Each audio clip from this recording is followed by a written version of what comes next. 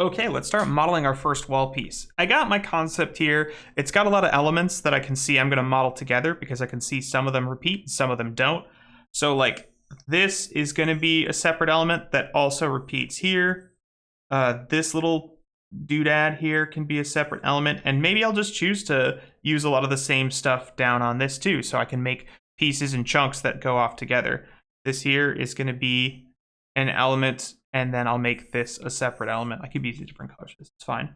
And then I can see here, I've got these windows that largely repeat. So you might be thinking, let's do this whole thing. It feels like a chunk of window, but they're each sharing a pillar. So what I actually want to think about when I'm modeling this is kind of cutting through the middle of these. But then what happens when we get to the end? Well, on the ends, I'll use a different color for this so you can see it. I'll make a piece that kind of cuts through halfway of these and then makes a little corner here. And that's going to be my corner piece that's going to work on either end, whether it's flipped left or right.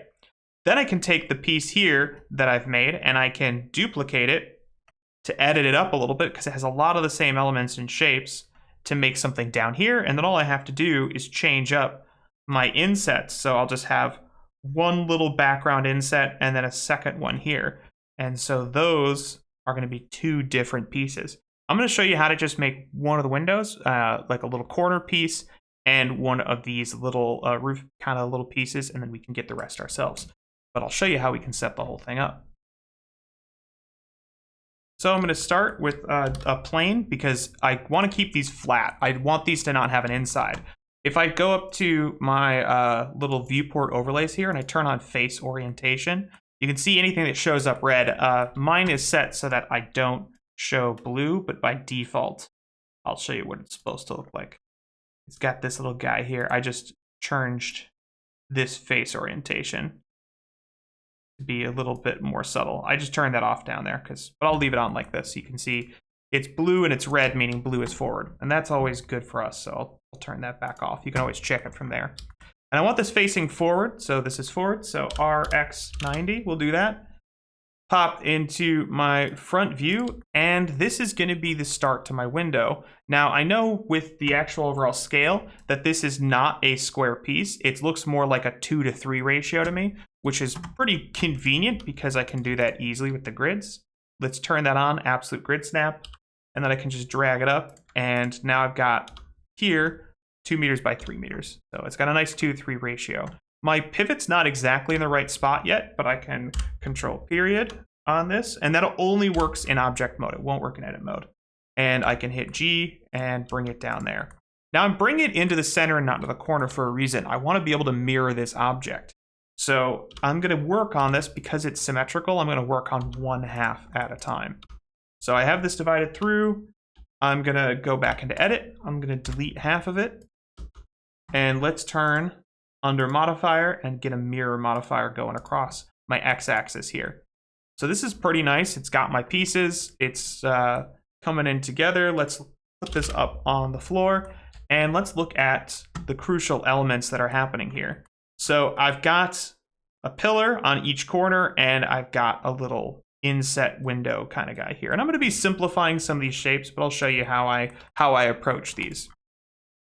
So starting off, let's make our half of a pillar. So maybe right about here, we know there needs to be a pillar. I'm going to take this bit and I'm going to just extrude this out. Now, I don't want any faces on the top or on the sides here or on the back because it's not doing anything for me. They're always going to be covered up by some other element. The only ones I really need, the faces, are on the front here. Then I can say, okay, how do I get this next shape? Okay, well, we start by doing an inset. So at 3, and I can do an I with B to give me that boundary loop. Now it's not giving me the top and bottom boundaries. That's okay. I can just run edge loops to help me do that. And a trick to getting your edge loops the same less distance on top and bottom is to just run 1 and then Control B, and then it's going to be even across the two. And I can scale it in the Z-axis as well to get it just on. So this is going to give me a little inset, and then E to extrude in, and this becomes the basis for the window. Delete the extra face. Now to get these corners here, again, can be a little tricky. And one of the things we can do is select this corner, Control B, and just scroll that up to have enough of these little edges. Right now it's not in quads, but that's fine. We can always work with that later. But this is a nice little start, so it helps me get that arch. It's a little domed up in the top, and so I might say, oh, let's lift that up, but now it's not quite working with this too. Something I like to do that you can do when you're working with this is I love to use modifiers here, because unlike this, which is pretty destructive, it's hard to go back to. So if you'll indulge me, I go up to item, I turn my edge data bevel weight to 1. I'm going to add a bevel modifier here. Scroll this down, get a little out of the way. And now it's only going to bevel, in this case, let's set it to weight. I'll put it before the mirror. And now what I have is I can set a number of edges and a width. And what I like about this is I can just try to like play with the shapes. So take this and just see how raising it or lowering it or bringing it in or out is going to change some of this overall pitch. So I like this. And as soon as I get the shape I want, I'm going to turn this, I'll go ahead and bake in this bevel because I'm going to need it for stuff. Then I need this sort of inner square. So I have another sort of seam, edge, and bevel, and I'm going to do this in a similar way. Let's take this 3 and I'll move it forward a little bit more so it's not all the way in. And now I can do another inset, but this time without boundary. And I want to get these sort of curved over the top to get its shape here. There's a couple ways that we can do something like this. It can be a little bit tricky to just do it by hand, although we can just by hitting GG to sort of re-rotate this. It's not so bad, especially if you do it from the front view and you use the tweak tool. We can sort of try to readjust it as best we can into a reasonable shape. You know, this is also a good spot for vert snapping. So if I turn on vertex snapping and I drag it down, I can get these two line up with the next piece. There are other ways of making it like more perfectly circular, but I think for what we're doing here, that's actually not going to be too bad. Just kind of forcing it into the shape that we want. Let's lift these up a little bit and do the same here. Again, could have done a bevel trick, could have done a lot of stuff with it. But just scale these in together too. By scaling them together, they'll go at the same time. And I think this needs a little peak, so I am gonna subdivide this just to give it its own one of these. Move that down a little bit. Just right now, trying to match up as best I can. And then 3E and pull it back. So right off the bat, you know, not bad. We've got some of the shapes we're looking for here. Let's take this though and say, like, how could we tell how this is going to work for our tiling? I'm going to turn off origin mode and I'm going to add a new modifier, and this is an array modifier. The array modifier is cool because I can just add as many of these as I want. And because it's set relative offset, it means move over one of itself. So if I moved over 2 of itself, it would double that relationship, or half of itself. And if I did it with constant, it would be 1 meter, 2 meter. But I think relative set to 1, which is the default, works pretty well here. And it's going to show us how the building pieces are going to come together. It's a little hard to see in this view, so I am going to turn on under cavity, go to both, and it just makes it a little bit more readable. Now what's cool about this, again, right off the bat, is I can modify or edit any of these elements or pieces. So maybe I decide all of this needs to come further down.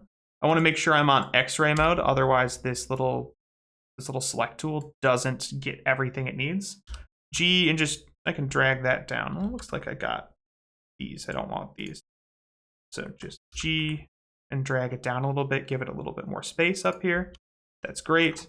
And if I add another array of an array, add modifier, add another array, this time instead of relative offset going up by this, I'll set it up by 1.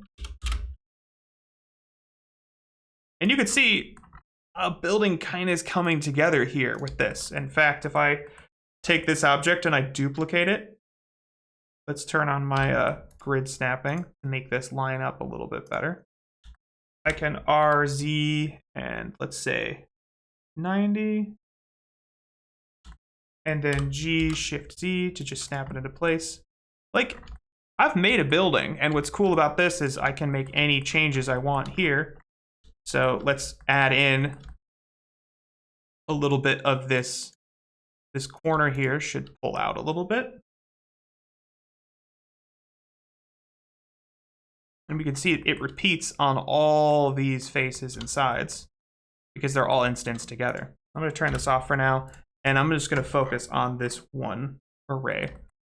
So let's knock in some of the other features that I want. Actually, I like that second array because it's going to show me the top and bottom doesn't need to line up because I got a different little piece in here. That's fine then.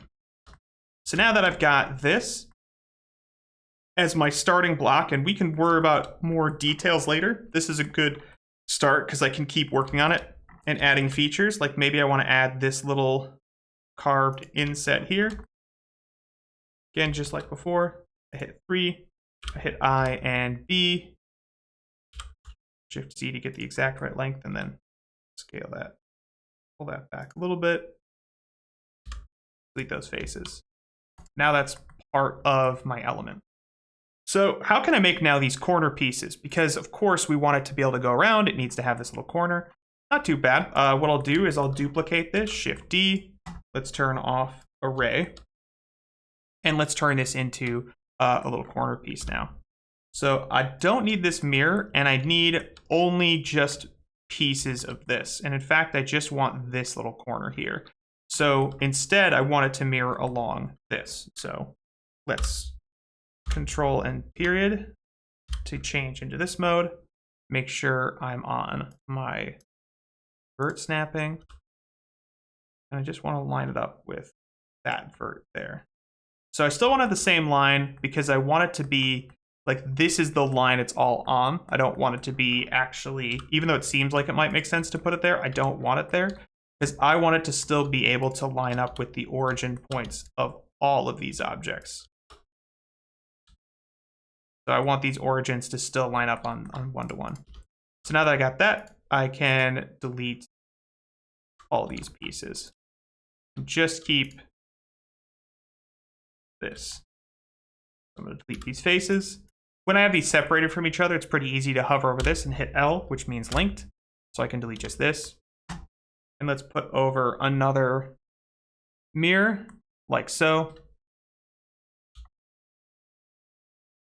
And then I'm going to add an array because I'm going to just make a little bit of this. So I can have half, but I want to get a little space in between these things first. So I'm going to take these edges, just the edges, nothing else. And then E, and then I can say SX of 0, and that flattens the side. So this will just be the space in between these pillars for now. Do another array. So I've got all this. This is great. This is the whole thing I wanted to get just the one piece. I'm going to apply all of these so that I can take this seam here. I'm going to right click it and edge split, meaning it's going to cut this whole thing separately. I could also delete these faces separately. It's just a faster way of doing it because now when I hit L, it's not part of the same thing. So we'll see this now that I've kind of appropriately set this to the grid and I've snapped it with sort of a grid work. I want to think about where its pivot should be now. And now its pivot should be, let's set it by vertex, and I'll turn that here.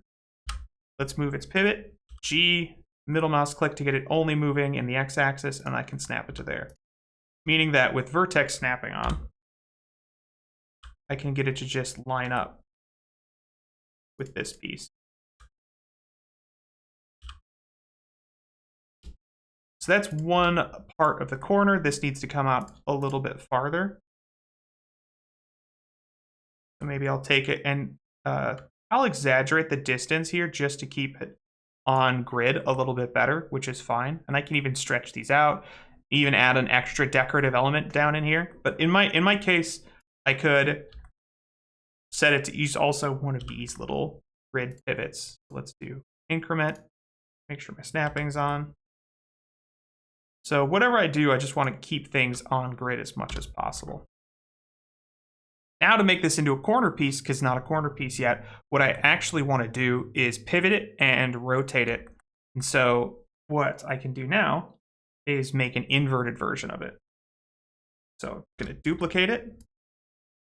And I'm going to rotate, I'm going to invert its position. So right now it's scaled as 1, but if it's -1, it goes this way. So -1. Let's rotate it along the z-axis. Get it in the top view. Trying to line it up with this piece on the grid.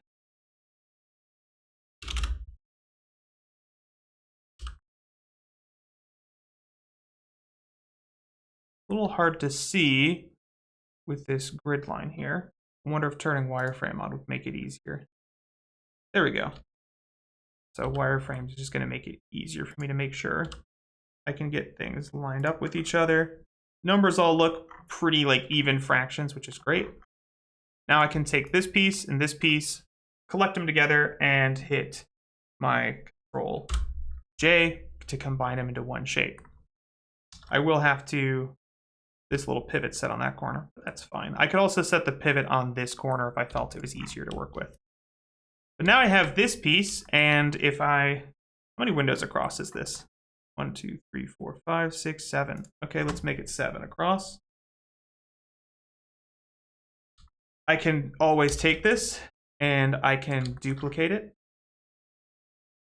I can rotate it, so to 0 here. And then play with my grid snapping, because everything's going to play nicely to my increment grid.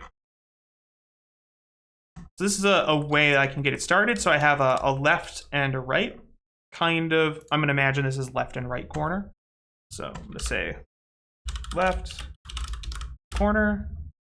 I'm going to say right corner. I'm going to call this just window, is our main window piece. So now let's make one of these little cornice guys here. And it's pretty similar to what I did with this. I'm just going to go from here and say, okay, it's got to come from one of these, and it's just going to shoot up, a little bit out. All those elements are going to be in here. So I'm going to take these, and I'm going to extrude this up just along this axis and keep it on the grid, maybe about that high. This is 1, 2, 3, 4, 5, so it's about halfway up. Let's do the whole thing here. I think that'll be this whole thing up here. And I can do this, I did it by just holding grid snap as I went up. But you can also just punch in those numbers. So I could just say 0.5. Oh, that didn't work because it didn't have the right direction. So this is sometimes you get into this when you click this too much. You want to be careful that you don't like extrude and then right click, because that extrusion is still in there. So always make sure you're undoing enough times. I usually like to undo before the selection happened, so I can tell now there's not an extra guy in there. So E, middle mouse drag, and set that up 0.5. Now I'm going to take all of these faces. Pretty easy to do. I'm going to take this face and control select that one. If you remember from our selection, just gives me the whole row. With this, I'm going to hit P, and I'm going to go by selection.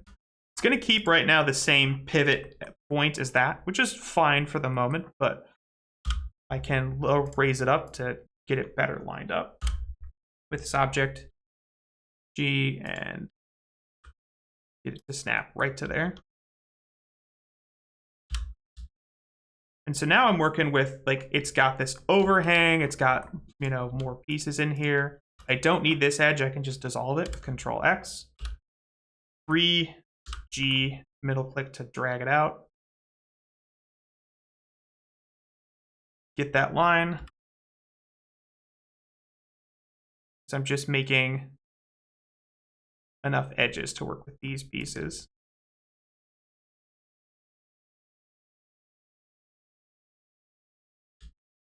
Take all of these and Alt-E, extrude along normals. So this is, you can see it's getting a weird roundness, but if I go to this extrude regions, I can do offset even, which is going to give me a better result for what I want.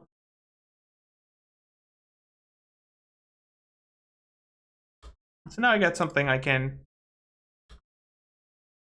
edit see how it's working on all of those at once. I have a little gap down here, but that's not a problem. Just G, and with my bird snap, I can just get it to snap to that next spot, so that it's going to line up nicely. And I can make a nice little corner piece the same way I made this piece by just turning its corner. So this is something too, we can keep going if we want with these and adding more little insets. So if you want to do some of those little like stair steppy guys, well, that's just a pretty simple matter of cutting a couple edges in like so, and then just pushing some back, and then pushing the edge in. And it starts to give you those little details that we'll work on in a little bit. But with everything here and working relatively well together, let's do another inset. I'm gonna hold Control down. And another inset, hold Control down, pushes it out. Just a little bit of modeling, and we see like all these pieces can be repeated and come together really frequently. So if I want to add another floor, I'm just Alt-D, duplicating it, get my increment grid snap on, and then Alt-D, duplicate, grid snap, and I'm building a whole facade, and I can start repeating and using these and making different details in here. So next one, I'll start talking a little bit about how to add some of these kind of interesting scrolling little details and some different options we have for adding textures and other cool features. See you in the next one.